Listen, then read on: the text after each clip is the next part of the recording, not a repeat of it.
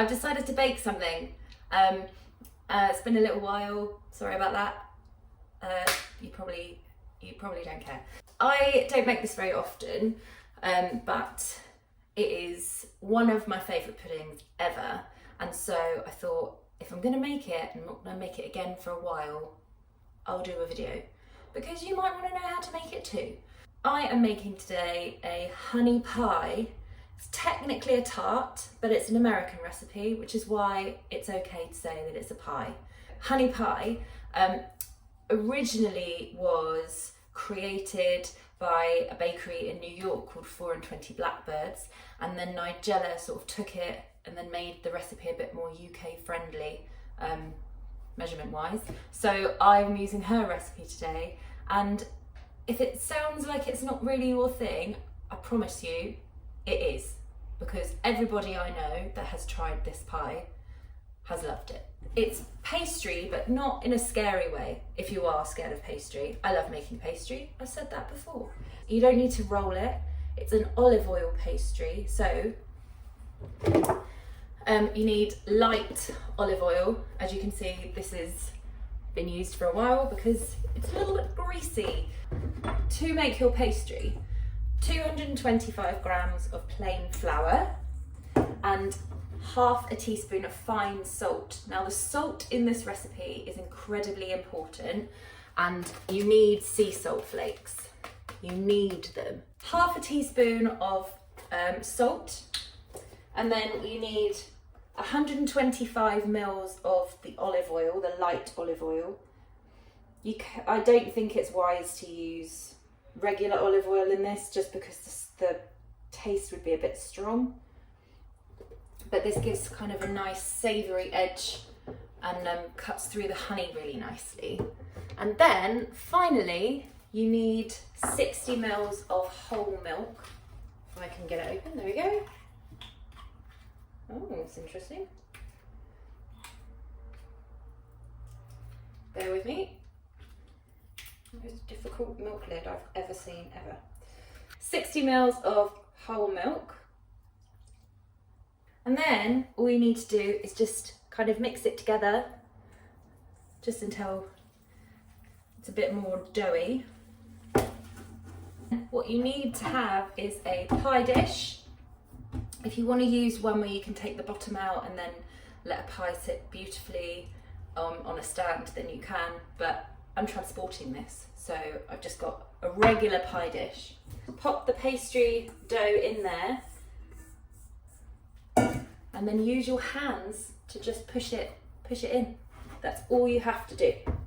So you can use the heel of your palm, that's quite useful, and all you want to make sure is that it's all across the bottom and up the sides of the dish. So it will take a few minutes, but much easier than rolling it out. As you can see, that's all pressed in.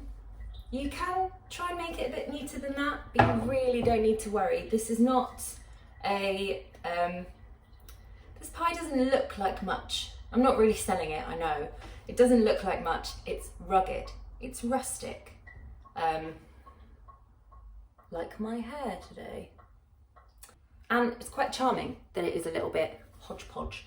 So before we do anything else, put this in the freezer for an hour.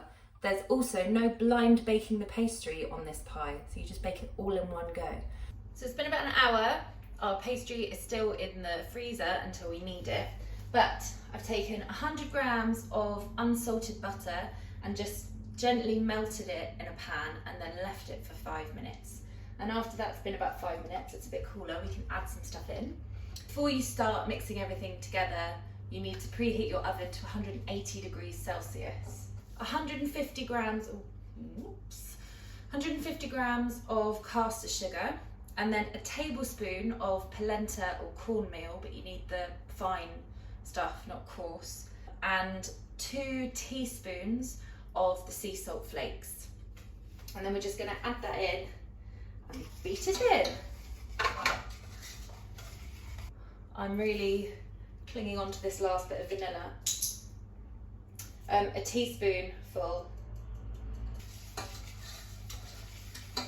What is a honey pie without honey?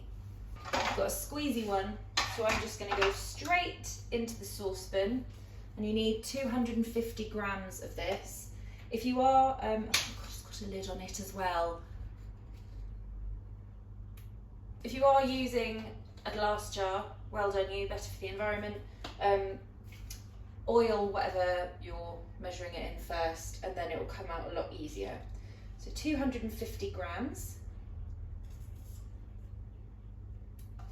And then mix that in again.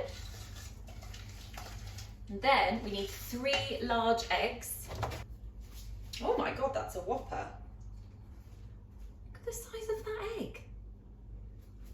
Wowzers. 3 large eggs, beat them in one at a time.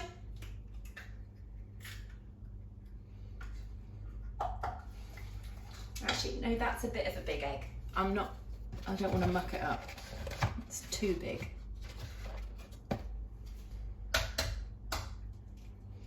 Final egg.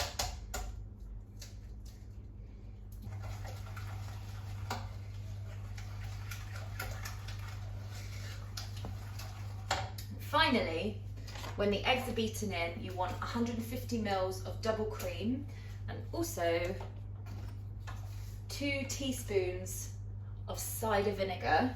Cider vinegar is in this recipe because it really cuts through the sweetness of the honey. Otherwise, it might just be a bit too sweet. So that's a really important ingredient. And 2 teaspoons. Don't go too mad with this because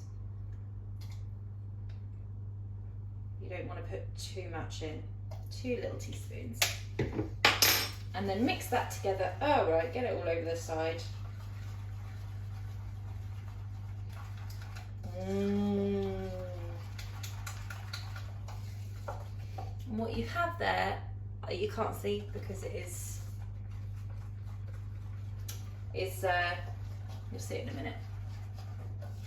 So I've got my pastry case out of the freezer.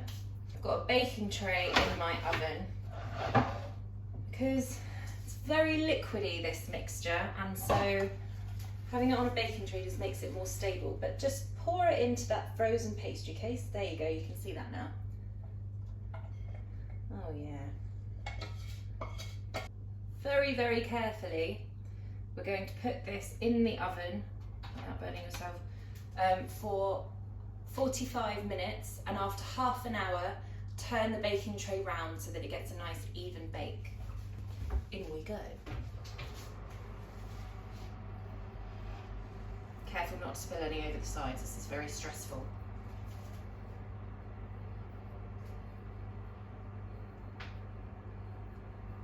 Oh God, okay.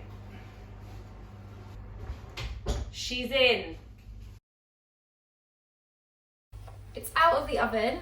Mine took 50 minutes, so between 45 and 50 minutes.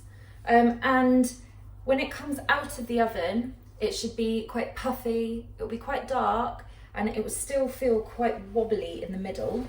So I don't know if you can see, a little bit jiggly. That will set as it cools down. So you need to transfer that to a wire rack and then just let it sit at room temperature until it's properly cooled down, and then keep it in the fridge. Serve it in slices with, I like to have creme fraiche or clotted cream if you're feeling very naughty. But before you do that, one last little bit of salt. So about 1/4 teaspoon, but I am just gonna get my hands in. 1/4 teaspoon, only that much, not too much, and just sprinkle it over the top, like so, while it's still warm. There you have a honey pie.